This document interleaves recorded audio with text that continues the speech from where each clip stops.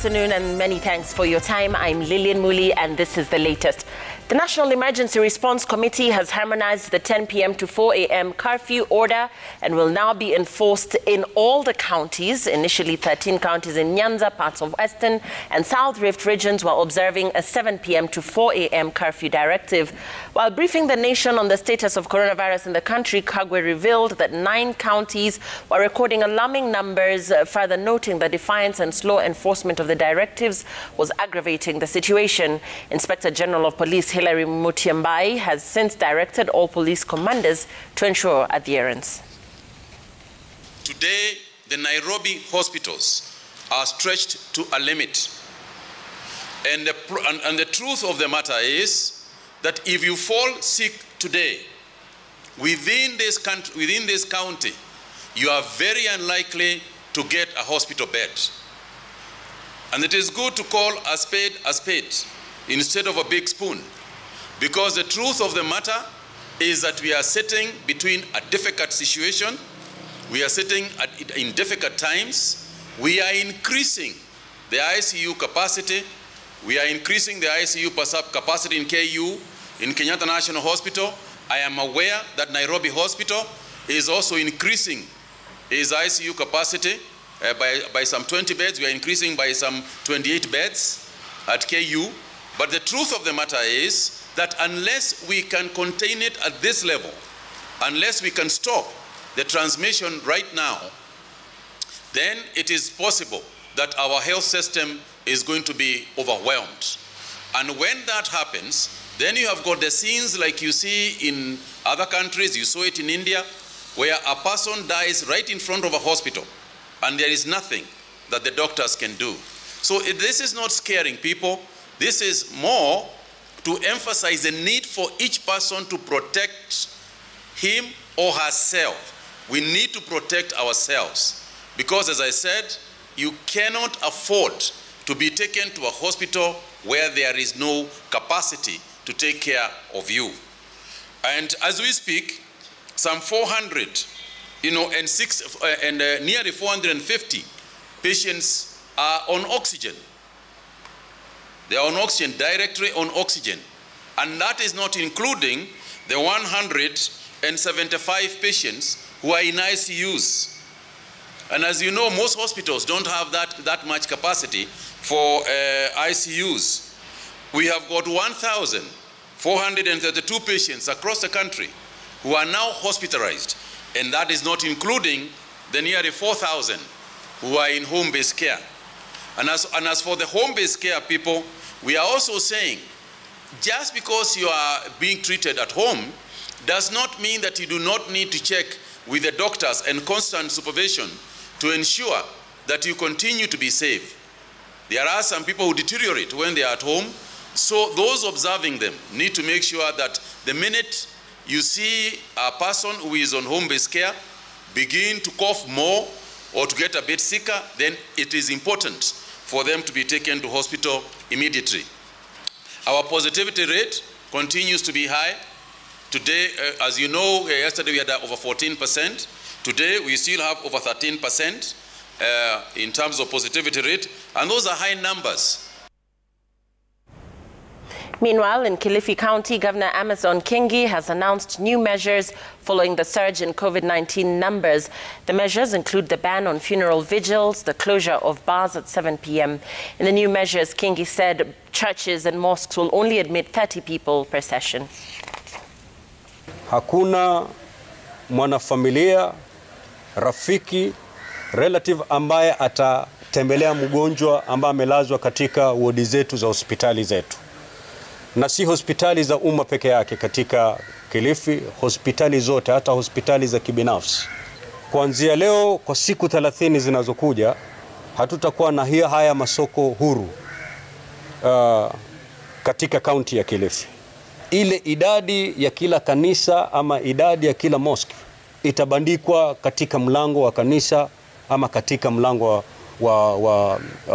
wa msikiti. Wakati huu lengo letu litakuwa ni kupunguza ujeuri. Kwa hivyo kwa wakati huu tutalenga wale wako na uzito ya majukumu fulani katika sehemu fulani. Ikiwa ni matatu, ni driver wewe ndio tutalenga.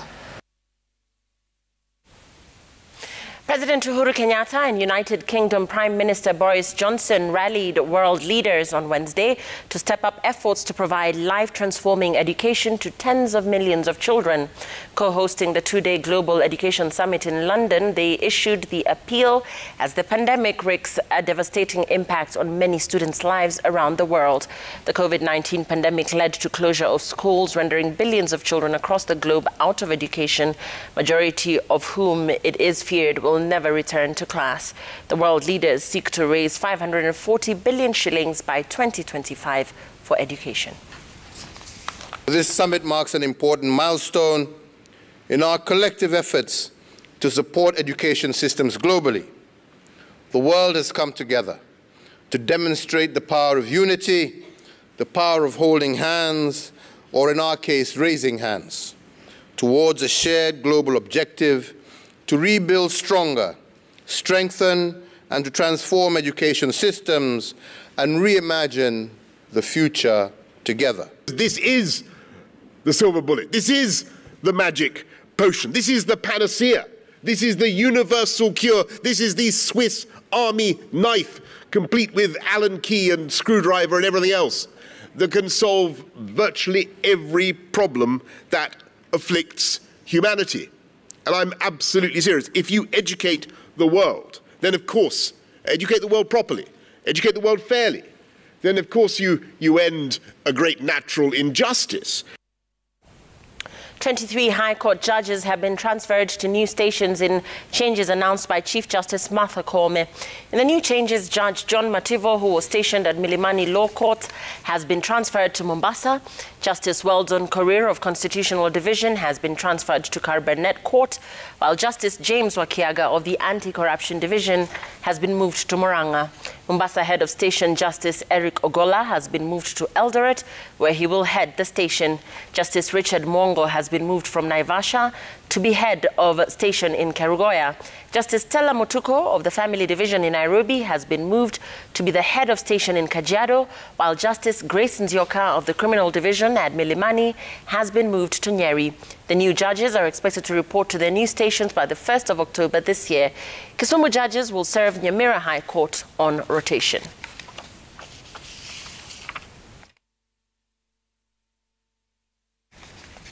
And now to news of a legislator behaving badly. And Kimilili MP Didmas Baraza today roughed up a contractor in a row over pay.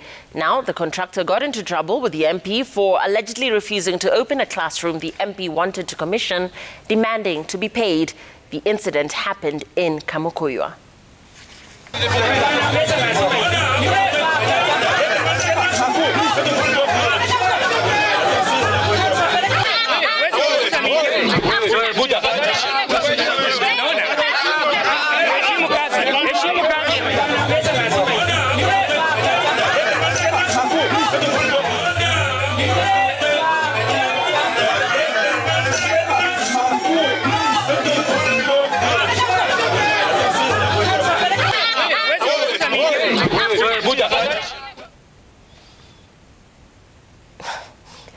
Nyandarua County Commissioner Benson Leparmorijo has warned residents living around Lake Olobolosat against killing hippos and selling meat to unsuspecting buyers in the county, saying they risk prosecution.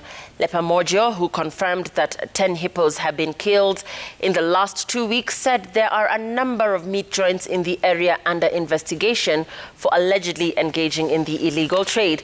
The county commissioner has assured residents that the government is working to fast-track compensation for those who have lost their crop to the animals which move from the lake to the farms in search of pasture.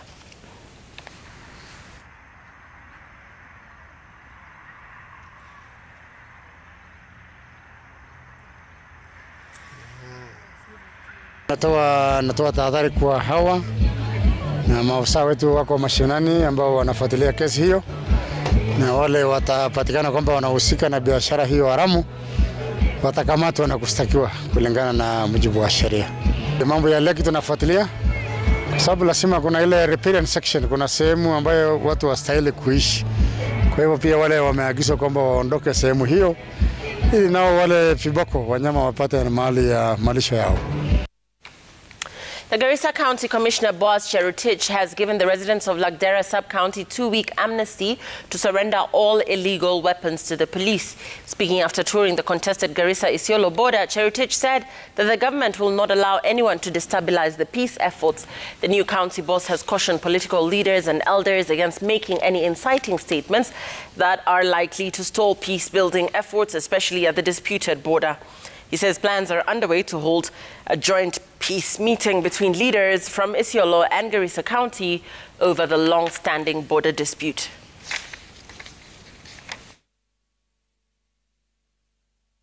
Two weeks. Kati ya hiyo wiki mbili walete hiyo bunduki haramu ambayo wako nazo. Na tunaomba wajitolee tu, watoe wakuje mbele ya serikali, wajisalazimishe. Na hiyo amnesty ya serikali bado hiko. Na tumepatiwa majina ya wale ambao wanahusika.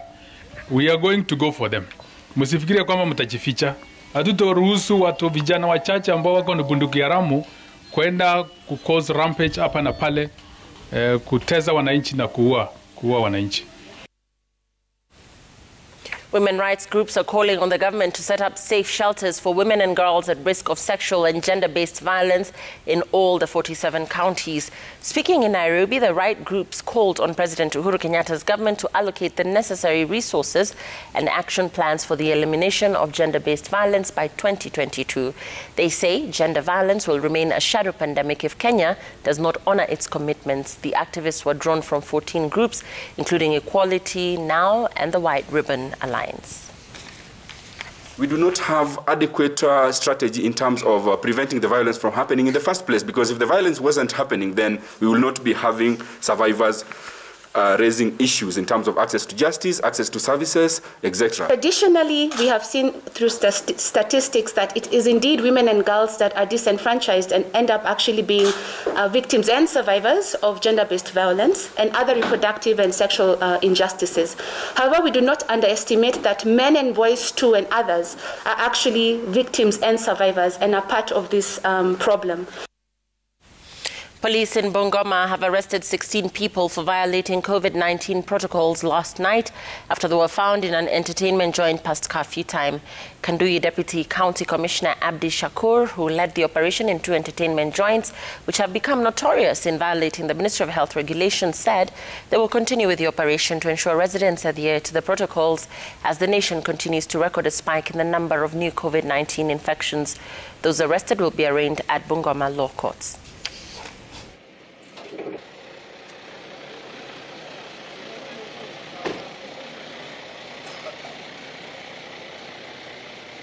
Kuhuzunisha kwamba tumeona specific bars ambayo ni moja ama mbili ambao wanafanya kazi kwa impunity, na leo tumeweza kuwakamata. Zuri watu wale wanafanya business waweze kuheshimu sheria na waweze kufanya kazi kulingana na sheria ya Kenya. Mtu asiendelee kuoperate kwa impunity, kwa sababu kwa hii watu wote 16 tumepata kwamba